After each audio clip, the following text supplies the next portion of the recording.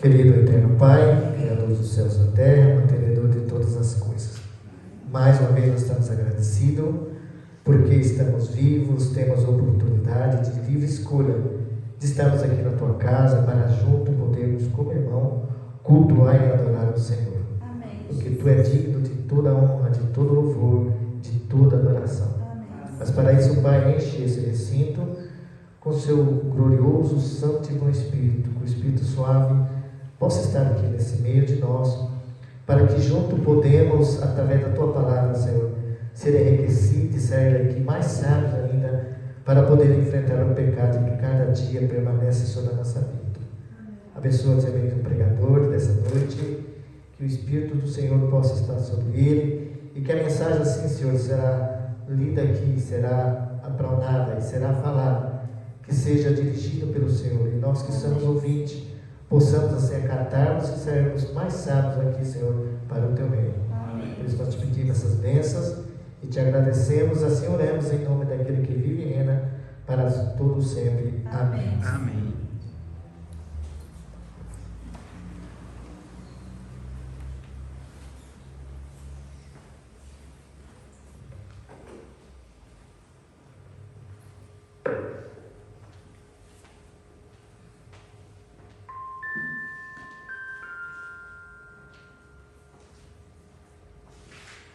Você sabia que podemos aprender uma lição muito importante a respeito dos ossos de José? Sim, aquele José da Bíblia, filho de Jacó. Olha, se José tivesse nascido nos nossos dias, ele definitivamente seria visto como uma criança mimada. O menino tinha de tudo, uma bela casa, melhores roupas e, além disso, sempre era o protegidinho de seu pai. Veja bem, José tinha muitas razões para se tornar um adulto mimado, mas Deus misericordiosamente levou José para longe de sua casa confortável para ser escravo em terras estrangeiras. De uma hora para outra, ele, que tinha tudo, não tinha mais nada. Bem, quase nada. Ele ainda tinha duas pedras muito preciosas: fé e lealdade. Com essas duas pedras em mãos, José decidiu colocar primeiro Deus, não importando o que acontecesse. Então, mesmo quando foi acusado falsamente ou enviado para a prisão, ele nunca perdeu a coragem. O Senhor estava com ele. E depois deste teste, Deus estava pronto para tirar José da posição mais humilde da terra para uma das mais honradas. Mas será que essa nova vida de facilidade e riqueza faria com que ele se encantasse com os luxos do Egito? Sabemos que, quando Satanás falha em nos derrubar com as provações, ele procura nos iludir com riquezas, conforto ou poder, para que percamos o foco daquilo que realmente importa. A vida de José mostra que Satanás não teve sucesso em nenhuma dessas abordagens. Mas afinal, o que os ossos têm a ver com toda essa história? Bem, preste atenção neste versículo. Também levou Moisés consigo os ossos de José, pois havia este feito os filhos de Israel jurarem solenemente, dizendo: certamente Deus vos visitará. Daqui, pois, levai convosco os meus ossos. Êxodo 13:19. Aqui, vemos José dizendo a seus irmãos que ele não queria que nada que fosse seu ficasse no Egito. Propriedades, crianças e nem mesmo seus ossos. Ele não queria que ninguém pensasse que o apego ao Egito, que é um símbolo do mundo, pudesse ter diminuído seu desejo pela terra prometida. Ao devolver o dízimo e o seu pacto, peça ao Senhor que coloque também seus pensamentos, família, propriedades e recursos em outra terra, nosso verdadeiro e eterno lar. Que possamos colocar nossos desejos por último e primeiro Deus.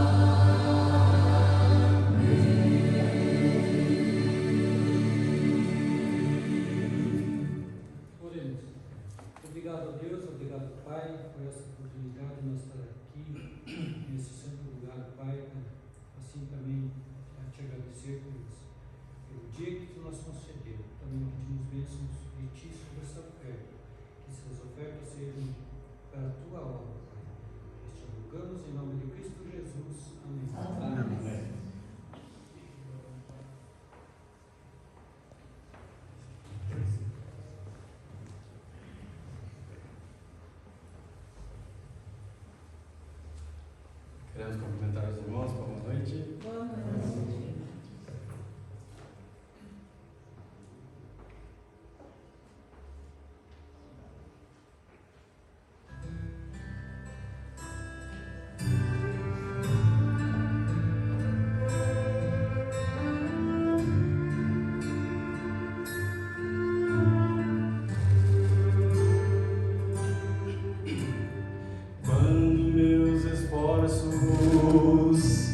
Não valem nada, sinto que já fracassei. O seu olhar de mansidão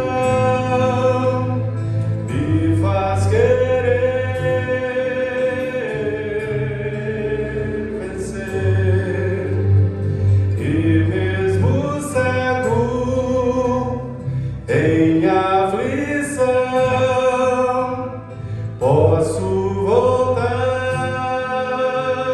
a ver.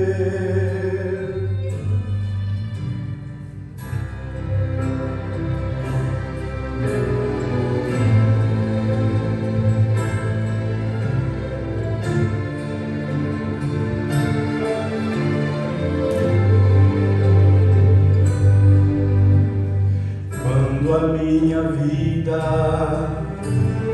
corre perigo e não existe mais solução,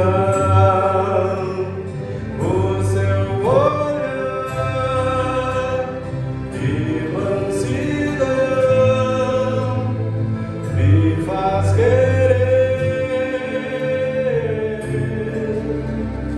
vencer. E mesmo cego, em aflição, posso voltar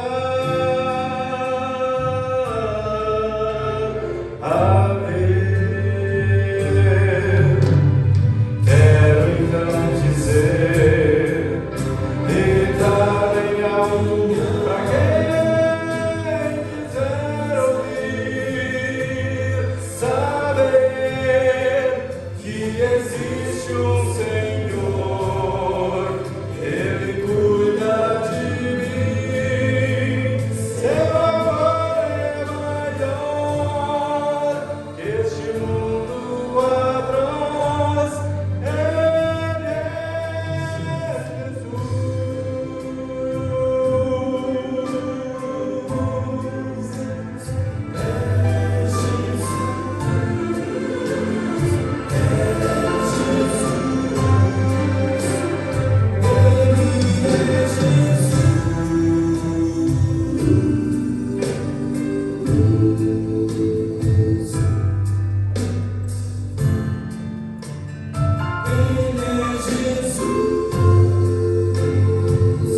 seu olhar de mansidão me faz querer vencer. E mesmo cego, em aflição, posso voltar a ver o seu olhar de mansidão me faz querer vencer.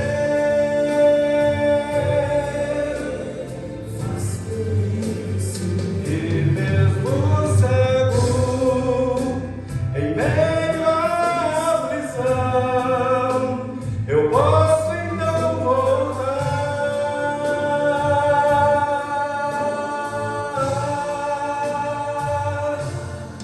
a ver.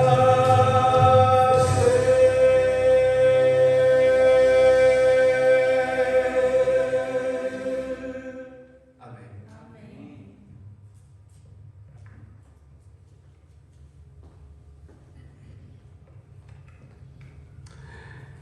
Boa noite a todos. É muito... vocês também estão aí? Que bênção. Olha que maravilha, né? Costumo dizer que eu já encontrei vocês no Concórdia, no Gisela e no São Francisco. Gente, não, eu vou ir nas outras igrejas para achar vocês também. Gente, é uma bênção estar aqui com vocês. Uma boa noite a todos, é uma alegria. Gostaria já de começar agradecendo. Obrigado, Joel, pelo convite, pastor Marcos também. Permitir que eu estivesse com vocês hoje aqui. Caso você não me conheça, vou me apresentar, né? Sou o pastor Lucas Fábio, pastor aqui do distrito vizinho da Vila Pioneiro. E hoje eu tenho a alegria de estar com vocês. E aí, tá com frio aí? Não? Tá tranquilo? Vocês também eu já vi lá no Maracanã. Gente do céu, na Bahia que eu já vi em algum lugar. Deixa eu fazer um combinado para a gente começar a nossa conversa. Posso fazer um combinado com vocês? Eu sou mal acostumado ali da Igreja da Pioneira, e vocês conhecem bem a Igreja da Pioneira. Nós temos, a Igreja Pioneira, o que nós menos temos lá são paranaenses. O que nós mais temos são nossos queridos amigos, irmãos em Cristo Jesus, os nossos amigos baianos. Eles são bem empolgados. E eu acabei me acostumando. Ali eu aprendi que quem conversa sozinho é maluco, né? Quem conversa sozinho tem alguma coisa difícil ali, né? Por isso o sermão não é um momento para a gente conversar sozinho, é um momento de nós aprendermos. Ellen White fala que o sermão é um momento de estudo e compartilhar conhecimento sobre a palavra de Deus. Então vamos fazer um combinado? Eu não quero falar aqui sozinho, pode ser? Não deu certo o combinado, não. Vamos fazer um combinado? Eu não quero falar aqui sozinho, pode ser? Tá melhorando então. Gente, louvado seja Deus pela sua presença e que você possa sair daqui certo de que ouviu a voz do Senhor. Eu estou aqui hoje para dar continuidade a essa série maravilhosa que vocês já estão trabalhando há quantos domingos, Joel? Esse é o quinto domingo. E a gente vai avançar aqui nessa nossa série, mas acima de tudo o importante para mim não é passar um conteúdo para vocês, mas é nós conversarmos e junto nós aprendermos. Pode ser? Combinado? Então, se durante o sermão você tiver alguma pergunta, durante o sermão você tiver alguma dúvida, algum comentário, alguma heresia, não, esse último não, mas se você tiver alguma participação, ela vai ser super bem-vinda para a gente agregar mais e aprender mais.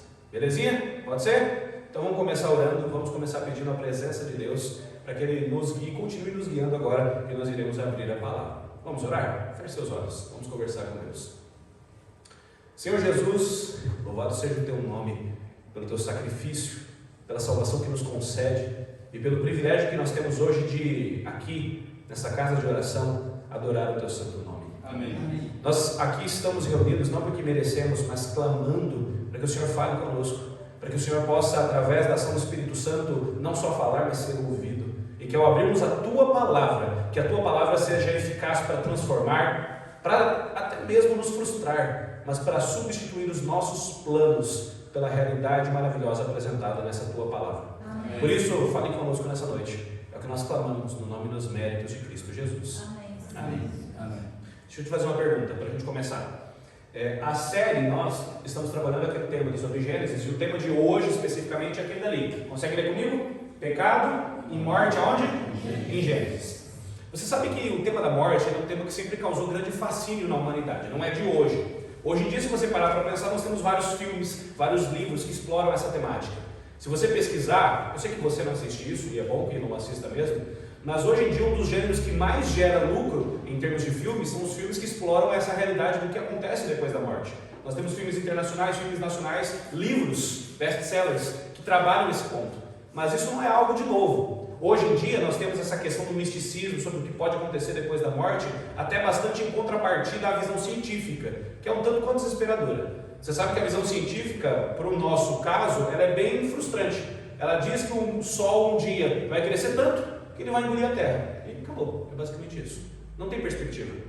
Porém, essa história sobre o que acontece após a morte, ela já é explorada há muito tempo dentro da história humana. Você já ouviu falar das pirâmides? Quem aqui já viu alguma foto ou teve o privilégio de conhecer uma das pirâmides? Eu nunca conheci. Você já conheceu?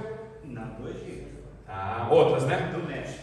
Do México? Então nós temos aí, isso é legal você saber, nós não temos pirâmides só no Egito. Você tem as famosas pirâmides de Gizé. Meu primo esses dias atrás estava lá, tirou umas fotos, mandou para mim, falou, olha, eu não sinto inveja, mas rapaz do céu, que privilégio, que eu vou estar aí também. Mas não é só lá, nós temos no México, nós temos em outros lugares. E você sabe o que são as pirâmides? Em linhas gerais, uma pirâmide ela era construída como se fosse um mausoléu. Ela era construída para abrigar algum morto, geralmente um morto muito importante. Eles construíam essas estruturas justamente para sinalizar que o que eles queriam é que a riqueza que eles tinham na terra fosse levada para a vida pós-morte. E aí haviam várias interpretações sobre o que acontecia logo na sequência. Se você explorar as religiões antigas, todas elas têm uma versão muito importante sobre o que poderia acontecer após a morte. Portanto, a morte, especialmente o que acontece depois dela, é algo que sempre nos causou grande fascínio. Tanto que alguns jargões nós carregamos sem nem perceber. Certa vez eu estava participando de um sepultamento, né, de um velório, e eu lembro claramente de uma pessoa, um irmão da igreja, que chegou até a filha do falecido e para tentar consolar, ele abraçou e falou, fique em paz, sabemos que o seu pai não está mais sofrendo. E aí soltou a seguinte frase, porque agora ele está melhor, ele está com Deus. Esse tipo de frase consola, sim ou não? Consola. Mas ela é verdadeira? Não. Aí o detalhe, você já usou uma frase como essa? Às vezes a gente não percebe, mas existem algumas palavras, alguns termos que estão tão permeados na nossa cultura que a gente usa sem perceber. Quer outro exemplo? Eu tenho certeza que se você não passou por um susto como esse, foi parecido. Eu lembro quando eu era moleque, gente, eu me assustava direto. Acordava no meio da noite, olhava para aquela cadeira, com aquele monte de roupa que minha mãe já havia falado várias vezes para eu tirar e eu esqueci, ou eu realmente não queria tirar. E quando eu olhava à noite, naquele contraluz, pela luz fraca entrando pela janela, eu levava um susto. E eu tinha certeza que tinha alguém sentado ali. E o pior, eu tinha tanto medo do escuro, que tinha um cômodo lá em casa que era a sala, aí você tinha uma espécie de sala de jantar, e aí no outro você tinha a cozinha. E quando a minha mãe falava, Lucas, vai pegar uma água na cozinha, eu mandava o meu irmão pequeno ir na frente, porque eu pensava, tá, eu estava errado, ok? Mas eu pensava, se acontecer alguma coisa, pelo menos ele está na frente. Sabe por que eu fazia isso?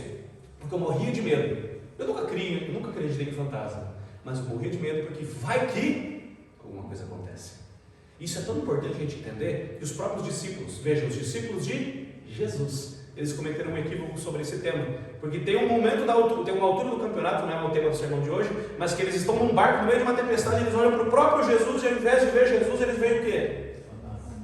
Fantasmas nunca existiram, mas esse fascínio que o ser humano tem já promoveu muitas histórias, boas e ruins, e principalmente já enganou muitas pessoas. O ponto é, o que a Bíblia ensina sobre isso? Porque de acordo com a Bíblia, de acordo com Paulo, lá em Romanos, no capítulo 6, a morte nada mais é do que um intruso, uma consequência que entra no nosso mundo justamente por conta de algo pior que a morte, algo chamado de pecado. Diz Paulo, o salário do pecado é a morte. Quem é que é assalariado? Quem é que trabalha e recebe o saláriozinho no final do mês? Beleza. O salário que você recebe no final do mês, você pode achar meio ruim, tá? Aí eu não vou entrar no mérito da questão. Mas você merece esse salário? Você pode até dizer, eu merecia mais, mas pelo menos isso, você merece esse salário? Sim ou não? Sim ou não, galera?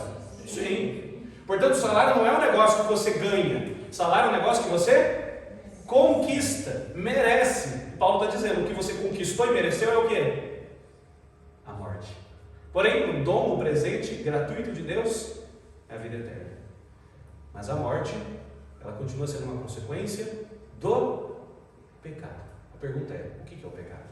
Nessa noite eu quero trabalhar com você alguns princípios que o livro de Gênesis nos mostra sobre o que é a morte, como ela se relaciona com o pecado e como em Gênesis nós encontramos respostas para perguntas que nós temos, mas procuramos essas respostas em lugares errados. Por isso, pega a sua Bíblia e eu quero começar o nosso estudo de hoje lendo alguns textos. E a gente vai usar muito a Bíblia nessa noite. O primeiro desses textos está lá em Gênesis e está no capítulo 2. Pega a sua Bíblia e vamos ler juntos Gênesis capítulo 2, do verso 7 ao verso 9. Para eu não ficar falando aqui sozinho, eu vou pedir para alguém que encontrar esse texto ler para a gente. Quem quiser ler aí, que tem a voz forte.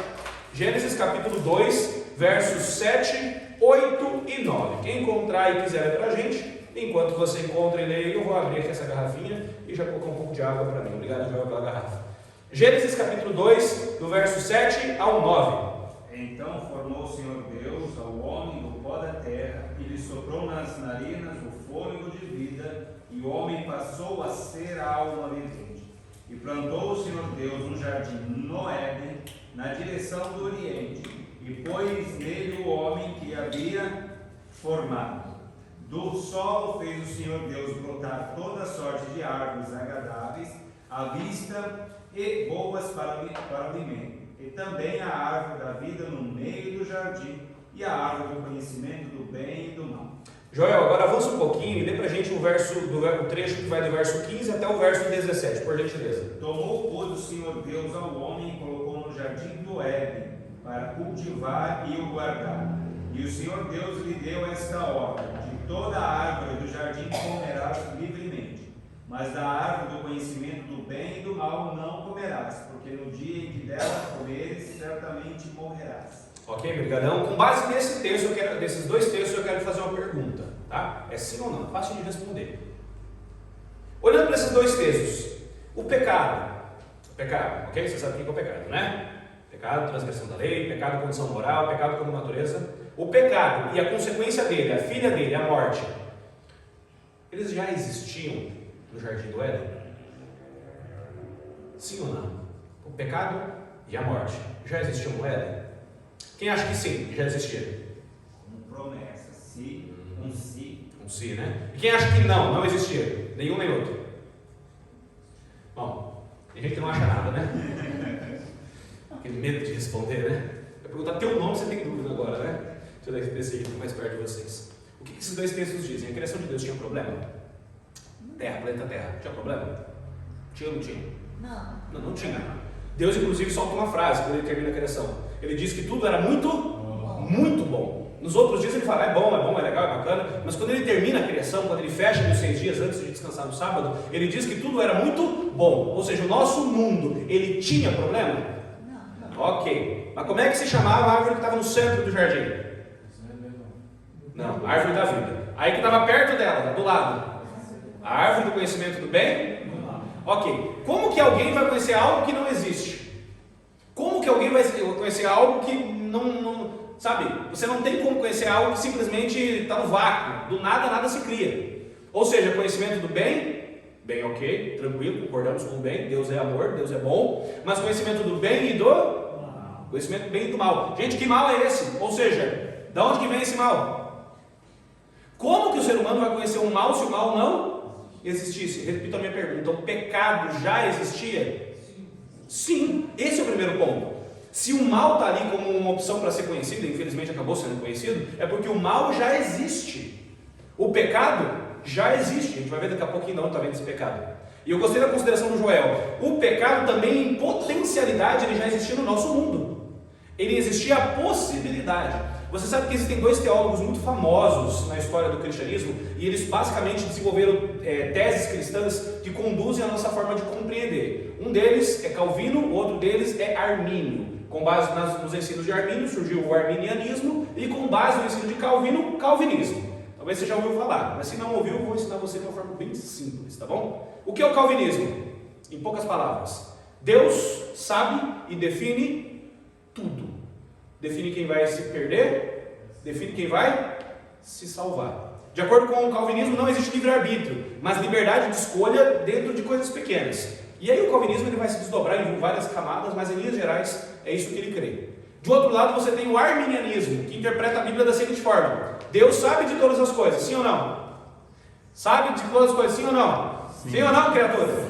Sim, criatura de Jesus, amado do Senhor. Sabe de todas as coisas, mas ele não define todas as coisas. Tem uma diferença bem grande aí. O que significa não definir todas as coisas? Significa que ele sabe que você pode ou não pecar, mas ele não vai te forçar a não pecar. Em outras palavras, quando Deus estava montando o boneco de barro, dando forma a Adão, ele sabia que Adão ia pecar? Sabia ou não sabia? Claro que sim, a gente não põe limites na onisciência de Deus, na sapiência de Deus. Mas mesmo assim ele decidiu criar o ser humano. Nossa, pastor, que egoísta, ele sabia que Adão ia pecar e criou. Sim, ele sabia que Adão ia pecar e que ele mesmo ia morrer. Mas ainda assim ele criou. Dentro disso existe um negócio chamado de liberdade de escolha. E todos nós somos livres para escolher o que nós fazemos. Por isso que como igreja adventista nós somos, nesse ponto, arminianos. Nós cremos que Deus dá liberdade, é por isso que a gente faz apelos. É por isso que a gente faz chamados, convites. Nós cremos que quem está perdido hoje pode estar salvo amanhã. E quem está salvo hoje significa que você que está na igreja hoje pode se perder amanhã. E quem está lá fora pode se salvar. É por isso que a gente precisa entender que o nosso cristianismo é uma decisão de quando? Uma decisão diária. Nesse sentido, por que o pecado existia como uma potencialidade dentro do Éden? Porque Deus deu a Adão e Eva não se chamava Eva nessa altura do campeonato, né? Só a partir do verso 20, do capítulo 3. Mas ele deu para o primeiro casal a possibilidade de pecar. Isso é bom ou ruim? É bom, porque deu a liberdade. Deu a liberdade. Aí a galera aqui da minha esquerda, o que você acha? Tem um monte de gente aqui que ninguém falou nada. É bom ou ruim? Deus deu a liberdade. É bom ou ruim? Deixa eu dar um exemplo. Imagina quem aqui é pai ou mãe. Você como pai e mãe, provavelmente você ama muito os seus filhos. Eu tenho certeza que sim. Se você não ama, você não é um pai. Você é uma figura esquisita. Mas quando você ama muito seus filhos, existe uma tendência que os pais têm, e é erradíssima, e quem já fez isso sabe que é errado, de limitar o que os filhos podem fazer ao extremo, de nunca deixar os filhos fazerem nada. E geralmente uma criatura dessa, quando cresce dentro de casa, ela é super tranquila. Mas quando você põe muitos limites, muitos pesos, não deixa aquilo, não deixa ali, não dá explicação para nada, o que acontece com essa criatura quando faz 18 anos e sai de casa? Em linhas gerais, pode não ser o teu filho, mas o que acontece? Vai fazer o quê? Tudo de errado. Eu conheço jovens hoje que voltaram para a igreja, para honra e glória de Deus, mas que disseram: pastor, eu simplesmente saí da igreja porque eu queria saber, meu pai não deixou eu fazer nada. Ele está errado? Ele está errado. Mas eu entendo o raciocínio dele. Deus não é um pai que limita. Deus é um pai que dá, mesmo sabendo que a gente não sabe usar ela. Mas por quê? Porque quando nós escolhemos adorar a Deus, a gente não é programado para isso. Mas quando nós escolhemos adorar a Deus, a nossa adoração é uma adoração sincera, é uma adoração de coração. Portanto, por que Deus coloca a árvore do conhecimento do bem e do mal do lado da árvore da vida? Por que Ele coloca essa árvore tão miserável ali? É porque Ele queria que o ser humano pecasse? É porque Ele queria que o ser humano escolhesse obedecê-lo. Deus não simplesmente falou, gente, assim, a gente não sabe se foi uma maçã ou não, tá bom? Só para ficar claro na sua cabeça, se quiser já sabe, né? O fruto tinha algum poder? Não, o fruto pode ser qualquer fruto. O problema do fruto não era o fruto, o problema do fruto era o ato de não obedecer a Deus. Deus simplesmente disse, isso você não toca. Isso você não faz. Ou seja, era simplesmente um ato de obediência. Era simples esse ato? O que você acha?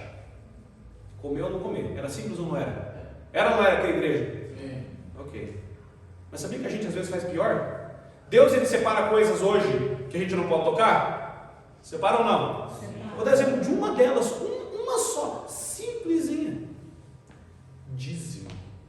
10, não mais, nem menos. É de quem? É de quem? De Deus. E a gente quer usar do nosso jeito. A gente às vezes critica Adão e Eva, mas a gente faz pior. Ou seja, porque tinha uma árvore do conhecimento do bem e do mal lá, para eles poderem escolher se eles queriam servir ao Criador ou à criatura. Respondendo à pergunta que a gente fez, o bem já existia, ok, mas a morte, o pecado, especialmente o pecado, já existiu no contexto de Gênesis 1 e 2, sim ou não? Sim. A pergunta é, de onde que veio essa morte? De onde que veio esse pecado? Porque ali naquele contexto, lembre-se, a Bíblia, ela começa não no início de todas as coisas. Quando diz que Deus criou todas as coisas, ali está falando de qual aspecto? Do universo? Ela afirma que Deus é o Criador, mas Gênesis 1 fala sobre a criação de qual nível? Do nosso planeta. A preocupação da narrativa bíblica é com o quê? Não é com o universo, é com o nosso planeta. Então nós vemos ali Deus criando todas as coisas. Então quando começa a criação do mundo, esse é um detalhe muito importante, Deus já cria esse mundo, sendo que o pecado no universo ele já existe. Ficou claro para vocês? O pecado já existia no universo quando Deus criou esse mundo, sim ou não? Sim ou não? Sim. Ok, por quê? Agora pega a sua Bíblia e avança para o livro do profeta Isaías. Mantenha Gênesis marcado, porque daqui a pouco a gente volta para ele. Nós vamos ler agora o texto que encontra-se em Isaías, capítulo 14, um texto bem conhecido. E a gente vai ver como tudo isso começou. Na verdade, leremos dois textos. Um deles é Isaías, o outro Ezequiel. Quem puder ler para a gente, por gentileza, e os demais acompanharem. Oi? Isaías capítulo 14, do verso 12 até o verso 15. Um texto bem conhecido, vai com a sua Bíblia para esse texto. Pega a sua Bíblia aí, você tem Bíblia para isso, seja ela física ou digital. E lá em Isaías 14 nós temos a explicação do que rolou antes do episódio de Gênesis. Isaías, pega aí na sua Bíblia, capítulo 14, do verso 12 até o verso 15. A gente vai ler esse trecho agora. Isaías, capítulo 14, do verso 12 ao 15. Quem puder ler para a gente. Como caíste do céu a estrela da manhã, filho da alva, como foste lançado por terra, tu que debilitavas as nações, tu dizias no teu coração, eu subirei ao céu, acima das estrelas de Deus. Me deu cansaço aqui, professor. Peraí, o quê? Calma. O que aconteceu? Não faz parte, não tem problema nenhum. Você parou em qual verso? Ele está lendo. Aí, manda ver. Como pensei, assim sucederá. E como eu terminei, assim efetuará. Até o 15? Até o 15. 14, 15. Peraí, que texto você leu, irmão? Estamos lendo a minha Bíblia, irmão? Acho que é, né? Aí, 14, verso. Subirei as nuvens e serei semelhante ao Altíssimo. Contudo, serás precipitado para o reino dos mortos, no mais profundo do abismo. Obrigadão. Fazer uma consideração sobre esse texto. De quem que esse texto está falando em primeiro nível? Se você voltar ali no verso 3, provavelmente vai ter um título na sua Bíblia, que é um texto que fala sobre a queda de um rei específico. Qual rei é esse? O rei da Babilônia. Portanto, ele está fazendo uma descrição de um problema real, de um rei real. Porém, nesse trecho, ele começa a falar, o profeta aqui movido pelo Espírito Santo, começa a falar sobre coisas que não fazem sentido se aplicarem ao rei da Babilônia. Por isso que dentro da teologia cristã, há muitas décadas na verdade, esse trecho tem sido interpretado como fazendo uma alusão ao início de todas as coisas, ao primeiro problema que teve no universo. A descrição ela reforça isso. E sabe um outro texto que fala sobre isso? E é o próximo texto, é Ezequiel, avance um pouquinho na sua Bíblia, Ezequiel capítulo 28. Lá em Ezequiel 28 nós temos a continuidade dessa descrição, até de forma um pouco mais visceral. Em Ezequiel capítulo 28, a partir do verso 13, nós temos a mesma dinâmica de uma profecia dada num nível inferior de um rei, agora no caso o rei de Tiro, mas que se aplica ali no segundo nível mais profundo a esse princípio do pecado. O texto, portanto, é Ezequiel capítulo 28, do verso 13 até o verso 17. Quem encontrou e puder ler para a gente, Ezequiel capítulo 28, do verso 13 ao verso 17. Um de cada vez, tá? Não precisa ler todo mundo junto, senão. Estavas no Éden, jardim de Deus, de todas as pedras preciosas te cobrias: o sardio, o topázio, o diamante, o berilo, o ônix, o jaspe, a safira, o carbúnculo e a esmeralda. De ouro se te fizeram os engastes e os ornamentos. Muito bem. Para onde vai? Aí ele continua. No dia que foste criado, foram eles preparados. Tu eras querubim da guarda, ungido e te estabeleci. Permanecias no monte santo de Deus, no brilho das pedras andavas. Perfeito era nos teus caminhos, desde o dia em que foste criado, até que se achou iniquidade em ti. Na multiplicação do teu comércio, se encheu o teu interior de violência e pecaste, pelo que te lançarei profanado fora do monte de Deus e te farei perecer, ó querubim da guarda, em meio ao brilho das pedras. Elevou-se o teu coração por causa da tua formosura, corrompeste a tua sabedoria por causa do teu resplendor. Lancei-te por terra diante dos reis, te pus para que te conter. Deixa eu te fazer uma pergunta. Expressões como, por exemplo, habitava no monte de Deus, era querubim da guarda ungido, foi expulso do monte de Deus. Essas expressões parecem se aplicar a um rei humano? O que você acha? Faz sentido se aplicar a uma pessoa essa expressão? Não faz. É por essa razão que esses textos eles não falam simplesmente do rei de Tiro. Aqui nós temos uma profecia que através de uma pessoa prefigura uma realidade muito maior. E essa realidade maior fala sobre o início de todas as coisas, no sentido do pecado. Olha o verso 17, porque ele é bem específico para resumir tudo isso. Ele diz o quê? Você ficou orgulhoso. Orgulhoso por quê? Por causa da sua formosura. Agora vamos entender de fato como isso aconteceu. É simples. Nós temos a criação de Deus. A criação de Deus é uma criação feita de forma perfeita ou corrompida? Perfeita, né? Concorda comigo? Mas Deus nos imbui, nós seres humanos e todas as outras criaturas do universo, de uma característica extremamente importante, que nós já falamos sobre ela, que é a liberdade. Nós temos liberdade para adorar a Deus, nós não somos robôs. Nós temos essa liberdade para escolher se nós vamos adorar ou não. Até aqui, beleza? Tranquilo? Essa característica pertence ao ser humano, certo? Essa característica pertence a todas as criaturas, porque nós, seres humanos, somos criaturas. Agora eu te pergunto, quando Deus criou esse ser especial, esse querubim, esse anjo cobridor, Ele criou esse ser para que ele pecasse? Não, Ele criou ele com liberdade. E agora eu quero desmistificar algumas coisas aqui, eu gosto dessa parte. Como é que era o nome dessa criatura? Aí que está o detalhe, nome ele tem, o problema é que a gente não sabe. Como não sabe, pastor? Satanás, tá ok, Satanás é um nome dele. É um título, na verdade, né? Mas Satanás ele recebe esse título bem depois, tá? Outro nome que ele tem hoje em dia, chama de diabo. O que é o diabo? O que significa diabo? É aquele que foi expulso. Em grego, aquele que foi jogado para fora. Beleza. Outro nome dele, antiga serpente, que é quase uma expressão zona bonita, mas que a gente não traduziu. Tudo isso daí, aí vai um monte, né? Você sabia, inclusive, deixa eu fazer um comentário, a gente é extremamente... Tem algumas coisas que a gente tem que eu não entendo. O mandamento diz, não tomarás o nome do Senhor teu Deus em vão. Mas você já observou que o nome de Deus ele não está nem aí, né? A gente fala à vontade. O nome de quem que a gente tem respeito? Não, fala que senão ele aparece.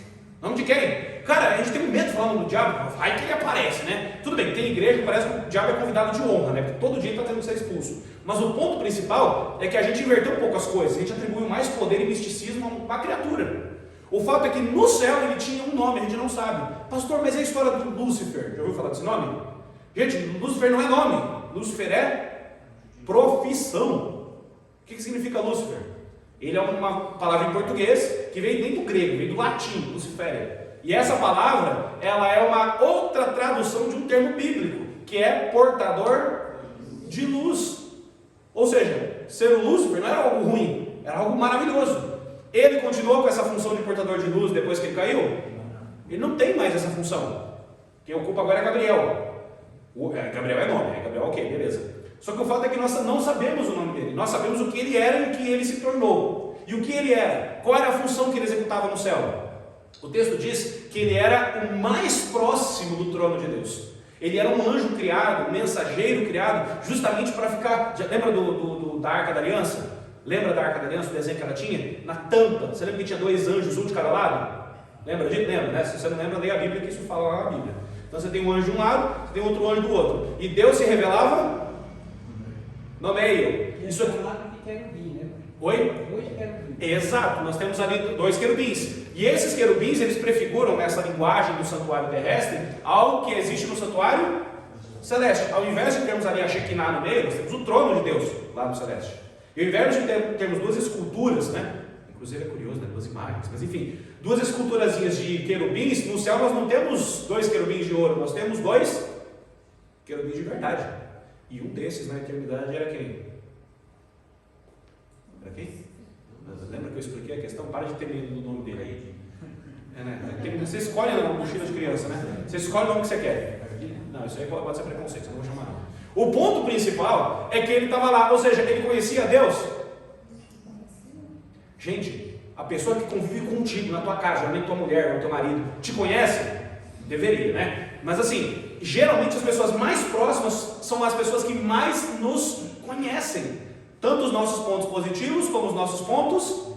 Agora a questão, Deus não tem ponto negativo. Então Satanás conhecia o caráter de Deus? Conhecia quem Deus era na sua plenitude, do que ele podia compreender? Sim. Isso torna tudo que ele fez ainda pior. Ele não era um desinformado lá na ponta da adoração. Ele era alguém que estava ao lado. E aonde se inicia a rebelião dele? Existem 2 coisas. Uma interna e uma externa. E essa aqui eu não sei se você sabia. Qual é a interna? Primeiro, entre os anjos, entre os seres celestes, qual era a posição dele? Ele estava embaixo, no meio, em cima. Ele era o querubim de posição mais elevada. Então os outros anjos olhavam para ele com certa, não reverência, mas admiração. Afinal, a posição que ele ocupava, gente, você imagina que nenhum anjo queria... Você acha que algum outro anjo gostaria de ocupar essa função? Claro que sim. Ele estava do lado de Deus. Mas sabe quando a pessoa tem muitos atributos, a gente tem um pouquinho de dificuldade em relacionar com essa pessoa. Você conhece algum doutor, pós-doutor, alguém que tem uma formação muito elevada? Conhece ou não? Conhece. Você já teve essa impressão de que quanto mais a pessoa aprende, mais, não todas, tá bom? Mas mais essa pessoa tende a usar essa bagagem que ela tem, meio que para dizer que ela é melhor do que você? Você já teve essa experiência? Geralmente quem é muito rico tem um pouquinho disso também, tipo, você... essa roupa que você veio aqui hoje. Geralmente pessoas muito antigas na igreja também têm isso. Você é muito novo, você é um recém-batizado, disso eu descobri isso. A gente tem essa tendência de usar o que nós temos, ou teoricamente somos, para tentar fazer com que nós pensemos que somos melhores do que os outros. Você já viu isso acontecendo, viu? Quando eu era estudante de teologia, eu lembro que eu fui numa igreja, novinho como eu sou, eu tinha nem barba, né, para parecer um pouco mais velho. Cheguei lá na igreja, eu lembro que o primeiro ancião da igreja me olhou de cima a baixo. Mas com uma cara de julgamento, tipo, meu Deus, essa geração nova de pastor que está vindo aí. Depois eu descobri, ele era muito gente boa, mas ele mesmo admitiu, pastor, naquela hora eu confesso, eu errei, pastor, que eu pensei, com todos os meus anos de igreja, me aparece uma criatura dessa? Não, senhor, tá? Uma outra pessoa, eu no caso. A gente tem essa tendência, mas a gente precisa entender que nada do que nós fazemos ou temos nos torna melhores do que os outros. Se você entender isso, você já está um passo na frente de Satanás. Sabe por quê? Porque ele achou, em algum momento, que ele começou a achar que o que ele era, o que ele tinha, tornava ele melhor. As pessoas perguntam, qual foi o primeiro pecado? Prepotência, arrogância, orgulho. Tudo começa aqui. Eu conheço pessoas dentro da igreja que eram tão orgulhosas, que não estão mais na igreja, mas que tudo começou com um orgulho santo. Isso tornou elas melhores, pelo menos elas achavam, que os outros, ao ponto de não acatarem sugestões dos outros e chegarem a um ponto onde elas mesmas saíram da igreja e se afastaram de Deus. Satanás começou a se achar muito bom. Nossa, eu sou fantástico, né? Você fala que eu sou bom, eu sou muito mesmo, eu sou incrível, né? Olha só quantas coisas maravilhosas. Só que aí aconteceu um negócio que ele não esperava. Deus inicia um novo projeto.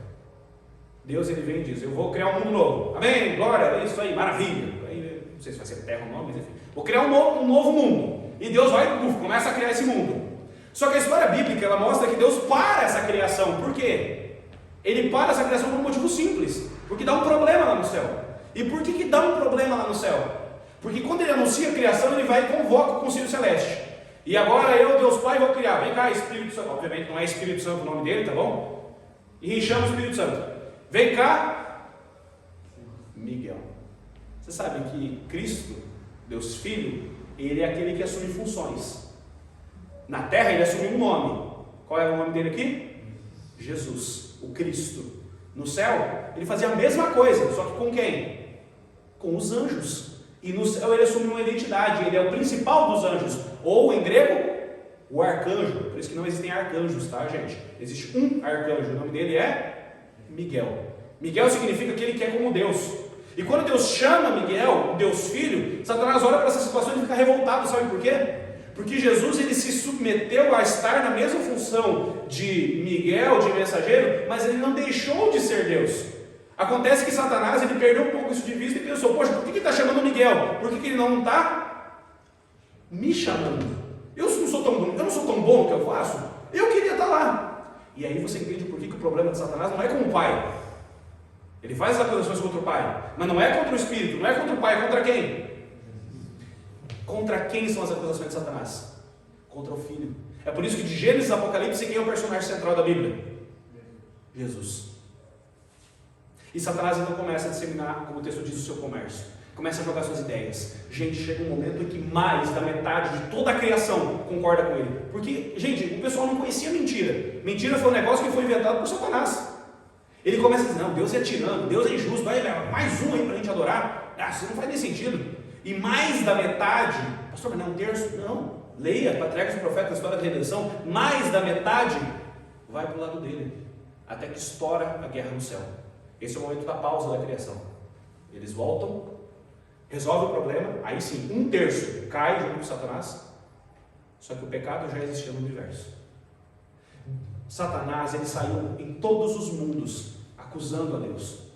E vamos supor, como é que é o seu nome, meu irmão? Wilson. E o seu nome? Não entendi. Luiz. Vamos supor, é só uma ilustração. Ele chegava aqui nesse mundo chamado Jericoacoara, né? Vou pegar um nome aleatório. Chegava para o Wilson e dizia, Deus é injusto. E aí o Wilson tinha a opção de escolher, lembra da liberdade? Se Deus era justo ou não. Aí o Wilson pega e diz o quê? Não, você está maluco, sai daqui. Deus é justo. Tudo bem. Ele vai em quem agora? No Luiz. Chega no Luiz, Luiz é só ilustrativo, tá bom? Chega no Luiz e fala, Deus é injusto. O Luiz, eu acho que é verdade mesmo, hein? E ele então concorda. Ele fez isso em qual dimensão? Ele deixou algum mundo de fora? Dos mundos criados e habitados, ele deixou algum mundo de fora? Ele passou em todos. O problema é que faltou um, que estava em processo. Satanás veio para a terra. Mas na terra, nessa altura do campeonato, só havia águas e trevas.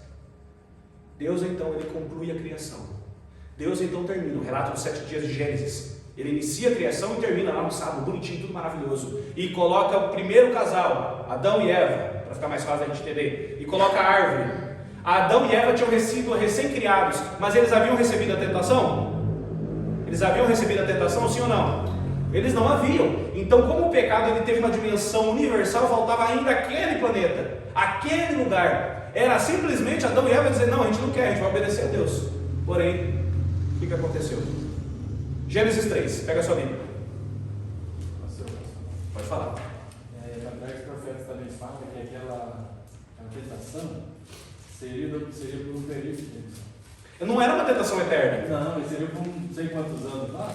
Se eles se mostrassem fiéis, aquela tentação, seria retirada. aí a gente... E sabe por que seria retirada? Porque a ideia de Deus não era que Satanás tentasse livremente Adão e Eva. Ele foi restringido àquela árvore, não para sempre, mas por um período de tempo. Porque, mais uma vez, ele já havia tentado o universo, sim ou não? Sim. Ele havia derrubado qual percentual da criação? 1/3. Mas faltava aquele mundo ainda. Então, o que está escrito lá em Gênesis? Leiam aí, capítulo 3, a partir do verso 1. Alguém começa a ler para a gente? 3, a partir do 1. Vai lendo aí. Mas a serpente mais astuta que todos os animais selvagens que o Senhor Deus tinha feito, disse à mulher: é verdade que Deus disse, não comam do fruto de nenhuma árvore do jardim? Olha só, o que a serpente chega? Aqui você sabe, a serpente foi criada por quem? Concorda com o Gilberto? Sim. Ok. Foi criada por Deus. Ela voava. E a serpente não era esse bicho escabroso que a gente tem hoje em dia, né? Eu tenho medo de serpente, mas era um negócio bonito, não rastejava. Ela passa a rastejar depois. Ela foi criada por Deus. Satanás faz, portanto, uma possessão sobre a serpente. E utilizando de uma cobra, de uma serpente, ele então começa a conversar com a mulher. E qual é a primeira pergunta que ele faz para a mulher, que o Gilberto acabou de ler? Qual é a resposta? É assim que Deus disse. Foi assim que Deus disse que não pode comer? Do quê? Qual a dimensão da pergunta? De nenhuma árvore. Veja, Satanás ele não chega falando, você não pode comer essa daqui, né? Ele fala o seguinte, você não pode comer de nenhuma, né? Ele sabe que Eva ia dar um retorno para ele. E era isso que ele queria. Ele queria um... Gente, pelo amor do Senhor Jesus, com o pecado não se dialoga. O cara tem problema com bebida. Ele vai ficar passando na frente do bar. Pega o caminho mais longo. Desvia. A pessoa tem problema, sei lá, um problema aí. Tem problema com mulher. Vai ficar acessando sites que possam promover o estímulo. Com o pecado não se negocia, o pecado não se discute, o pecado se evita. Satanás sabia que Eva não cairia logo de cara, por isso ele inicia um... Qual a resposta de Eva? Continua, Gilberto, por gentileza. Do fruto das árvores do jardim podemos comer, mas do fruto da árvore que está no meio do jardim, Deus disse: vocês não devem comer dele, nem tocar nele, para que não venham a morrer. Olha o diálogo. Ele diz assim, olha, mas a gente não pode comer só desse aqui, o resto a gente pode, porque Deus disse que se a gente comer, qual vai ser a consequência? A gente vai morrer. O que então Satanás responde no verso 4? Então a serpente disse à mulher: é certo que vocês não morrerão, porque Deus sabe que no dia em que dele comerem, os olhos de vocês se abrirão, e como Deus, vocês serão conhecedores do bem e do mal. Galera, eu fico numa indignação quando eu leio esse texto. Quando Deus já havia instruído Adão e Eva? Gente, anjos já haviam aparecido, Deus já tinha falado, não é para comer. Ou seja, Deus explicou e explicou a exaustão. Chega a criatura aqui na serpente e com uma frase, o que ela faz? Obedece. Com uma frase ela convence Eva. Uma frase. O que isso nos mostra? Primeiro, ela já estava com segundas intenções para cima da árvore? Estava ou não estava? Claro que estava. Segundo ponto, cadê Adão na história? Eva estava sozinha. Satanás ele explora uma possibilidade quando ele encontra. Lá no livro Desejado de Todas as Nações, ele vai te falar o seguinte, que Satanás ele sabe qual é a sua dificuldade. E ele vai explorar a sua dificuldade.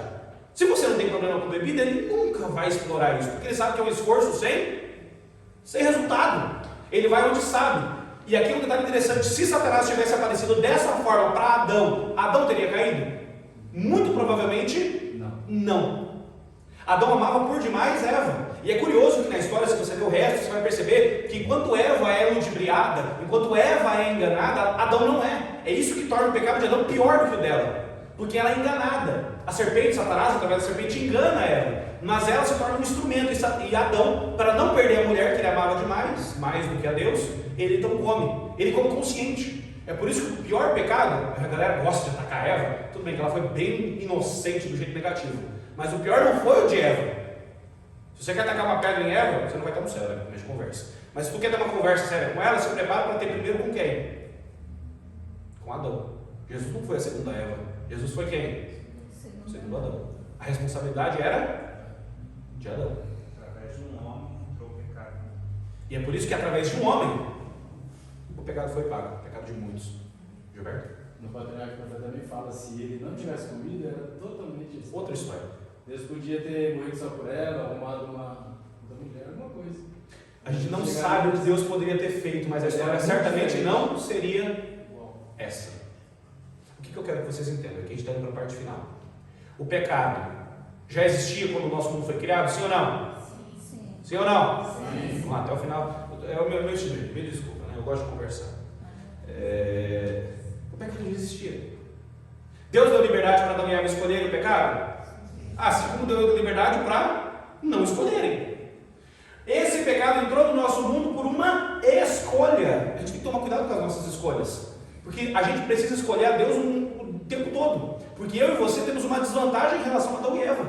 Não seja rápido para acusá-los. Porque eu e você faríamos pior. Porque Adão e Eva pecaram, mesmo eles, nessa altura do campeonato, não tendo pecado.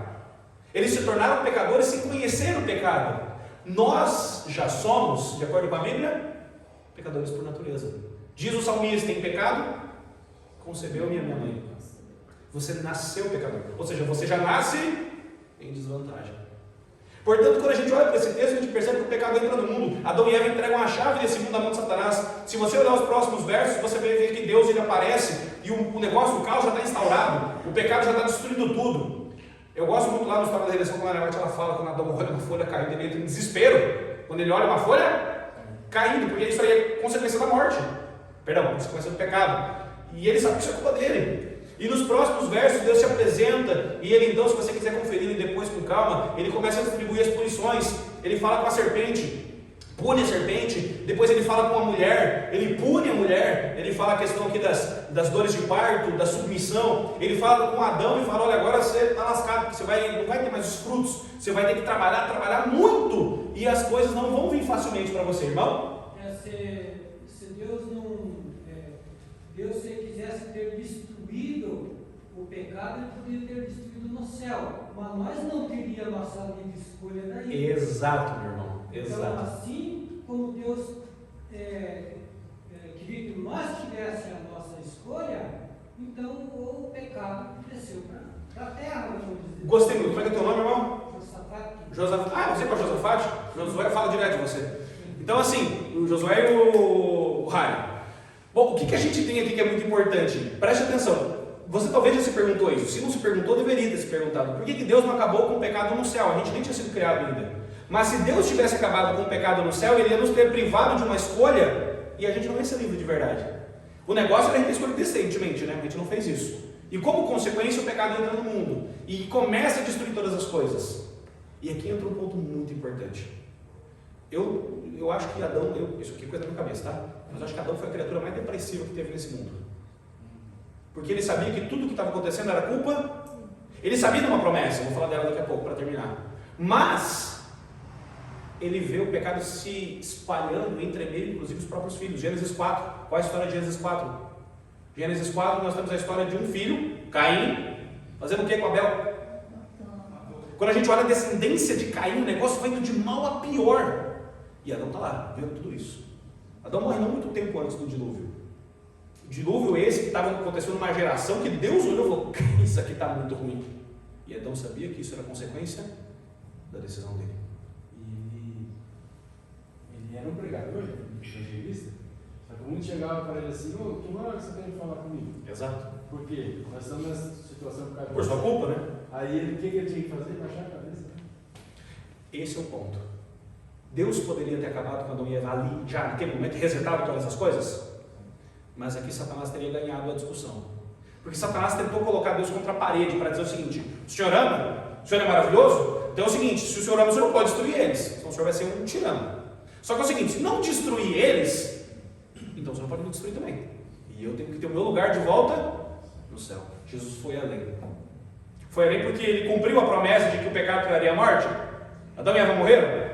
Não morreram na hora, não morreram? Estão vivos até, não estão vivos até hoje. Porém, a situação não foi tão desesperadora. E eu falo sobre ela para terminar, depois do teu comentário. O duro, Lucas, se Deus tivesse destruído o pecado no céu, os próprios anjos seriam revelados. Deus cria e mata. Então, Deus seria visto de uma forma. E eu digo o seguinte: nem deles nem se rebelarem contra Deus, só o fato de Deus destruir eles, eu vou ficar morrendo de medo. Mas pode falar isso. Sobre a natureza, os anjos caírem e Adão e Eva caírem. O peso do pecado. para cada um deles? Foi igual? Existe uma diferença do alcance. Porque os anjos, a gente não sabe quanto tempo eles permaneceram na presença de Deus antes do pecado. Tanto que eles estão aí até hoje, os anjos de Satanás. Só que o ser humano, como ele teve menos tempo exposto à eternidade, ele também durou menos. Hoje dura ali, assim, quem chega a 100 anos chega muito mal, inclusive, né? Mas eu digo assim, eles tinham menos oportunidade de pecar, os anjos, porque eles eram mais puros. Também, porque Adão e Eva, na verdade, eles foram criados até um pouco antes. Eles ficaram menos tempo, digamos assim, nesse estado de pureza, mas eles também não tiveram contato com nada de errado. O ponto que conecta os dois é: os anjos eram perfeitos quando pecaram? Eram ou não eram? Sim. O único pecador, o auto-pecador era Satanás. E o ser humano? Também era. Então os dois em estado de perfeição. O ser humano foi criado um pouquinho menor do que os anjos. Só que o que me encanta em Gênesis 3 é porque pior que esse texto, esse capítulo é terrível, o capítulo do pecado, ele só piora depois. O que nós temos no verso 15? Alguém lê Gênesis 3,15? Deus está diante da serpente, jogando as punições na serpente, ali a partir do verso 14, e o que ele diz no verso 15? Que esse verso é tremendo, é punição, punição, punição, verso 15. O que tem no verso 15? Gênesis capítulo 3, verso 15, quem lê pra gente? Porém, inimizade entre ti e a mulher, entre a tua descendência e o seu descendente. Este te ferirá a cabeça e tu lhe ferirás o calcanhar. Esse texto é extraordinário. Nós temos duas coisas nele. Primeiro, Deus está falando aqui de descendência, né? Descendência da serpente, a descendência de quem também? De quem? Da mulher. Adão, inclusive, ele está muito esperto ouvindo essas palavras, porque ele estava desesperado. Ele pensou que Deus ia aparecer, Adão já estava assim, vai cair o raio a qualquer hora. Mas Deus não está jogando raio. Aí Deus ainda fala de descendência da serpente, descendência da mulher. Diz dali a pouco que a mulher vai ter filhos. E diz que Adão ainda vai trabalhar para sustentar. Então, o que Adão entende? Poxa, eu não vou morrer, pelo menos não agora. E é por isso que no verso 20, se você olhar em Gênesis 3:20, do nada ele vira para a mulher e diz: ó, o teu nome vai ser Eva. É muito aleatório essa passagem, mas é porque ele vê que vai ter esperança. Porém, Gênesis 3:15 fala sobre outra coisa muito mais profunda. Gênesis 3:15 fala sobre uma descendência da mulher, que teria problema com a descendência da serpente, mas que acabaria com o problema. Gênesis 3:15 é conhecido na teologia cristã como o proto-evangelho, ou seja, a primeira referência do evangelho. A primeira referência a Jesus. Quando saem dali daquela situação, Deus leva Adão e Eva, que estavam cobertos de roupas de folhagens, roupas perecíveis. Deus leva eles para o lado, traz um cordeiro, o senhor do cordeiro, né? Está aqui Adão. Vamos sacrificar esse cordeiro. Mas quem vai sacrificar vai ser você. Imagina o peso. Um Adão que já se desesperou com uma folha caindo. Agora imagina o peso que Adão teria ao tirar a vida daquele cordeiro inocente. Cordeiro esse que foi sacrificado desde a fundação do mundo, apontando para quem? O cordeiro sacrificado por Adão, você vê ele aparecendo novamente ali no sacrifício de Caim e Abel, você vê ele aparecendo no sacrifício de Noé, você vê aparecendo em todo o Antigo Testamento. E quando nós chegamos na regulamentarização do sacerdócio, você vê o cordeiro sacrificado por causa dos pecados, e esse cordeiro vai avançando dentro do santuário, dentro do templo, até que nós chegamos no Novo Testamento, e nós temos um camarada dentro do Rio Jordão, chamado João Batista, que ora por meio da multidão, aponta um homem e diz: eis ali o Cordeiro de Deus que tira os pecados do mundo. Aquele primeiro cordeiro sacrificado por Adão, na promessa de Gênesis 3:15, é o descendente prometido, o descendente que veio para pagar o pecado não só de Adão, mas o pecado de todo mundo. Gênesis 3:15 nos lembra e aponta para o fato de que eu e você merecemos a salvação, de que o pecado entrou nesse mundo como um acidente ou como uma escolha? Uma escolha. Mas Cristo Jesus fez o que não precisava para salvar um povo que o tinha abandonado. Eu quero ler um último texto. Esse texto encontra-se no livro Patriarcas e Profetas, e eu acho ele extraordinário. Patriarcas e Profetas, página 41, diz: Cristo assegurou aos anjos que por sua morte resgataria a muitos e destruiria aquele que tinha o poder da morte. Recuperaria o reino que o ser humano havia perdido pela transgressão, e os remidos deveriam herdá-lo com ele, e nele habitar para sempre. Pecado e pecadores seriam extintos, para nunca mais perturbar a paz do céu ou da terra. Isso no começo da história.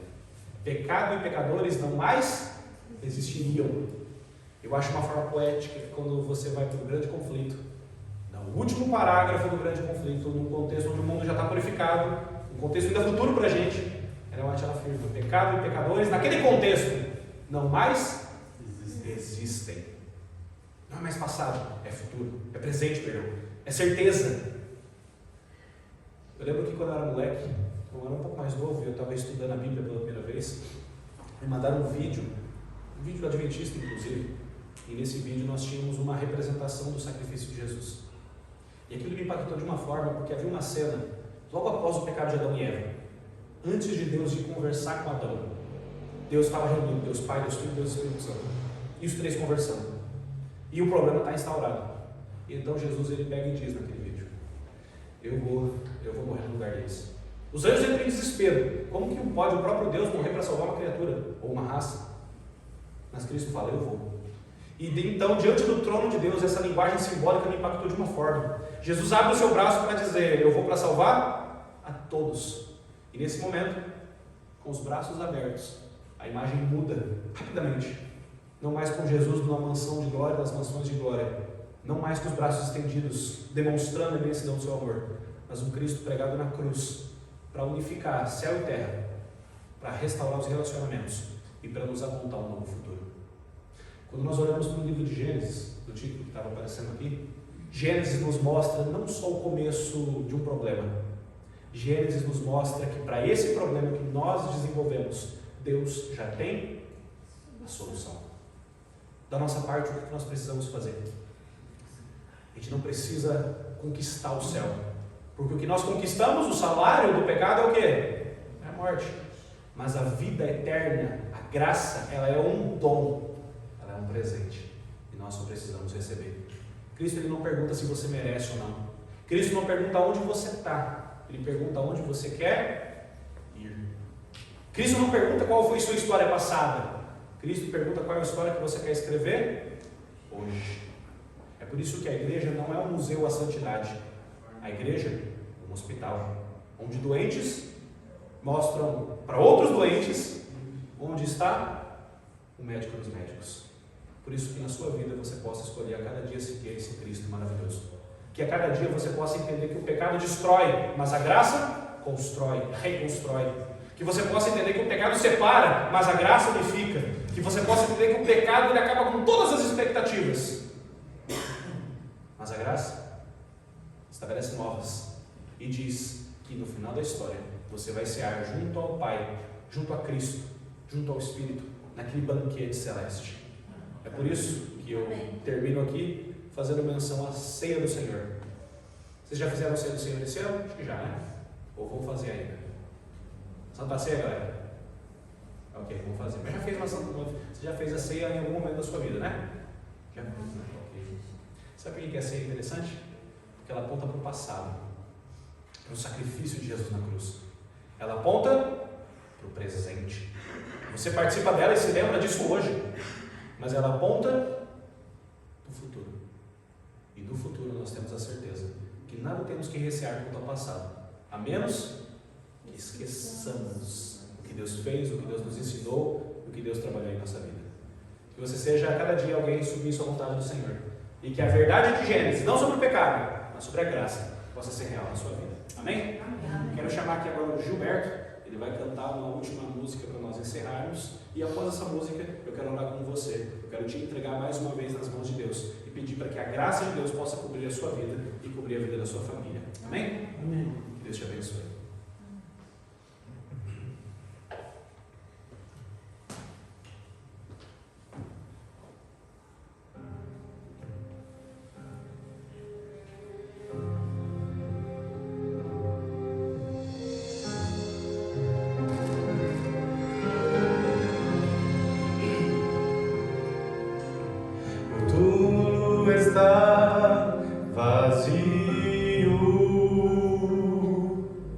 Maria logo percebeu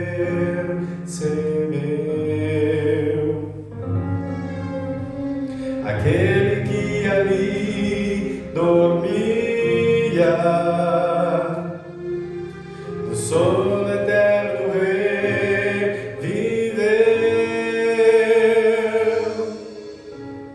Um anjo poderoso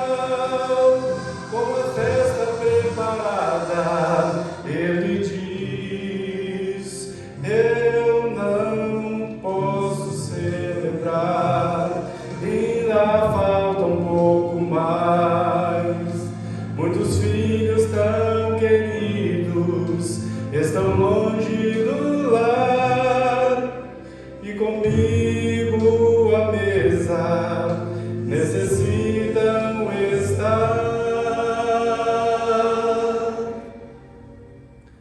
Ainda falta você se entregar. Ainda falta você o aceitar, pois não foram em vão aqueles cravos nas mãos. Não, não, não. Falta você se decidir. Falta você não resistir a tanto amor ao seu Senhor. A festa está preparada, mas falta você.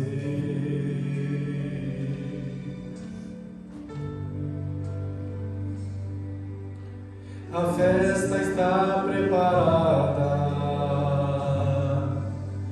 só falta você. Amém?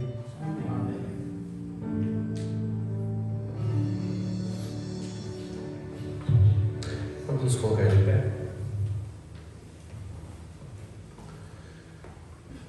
Oremos.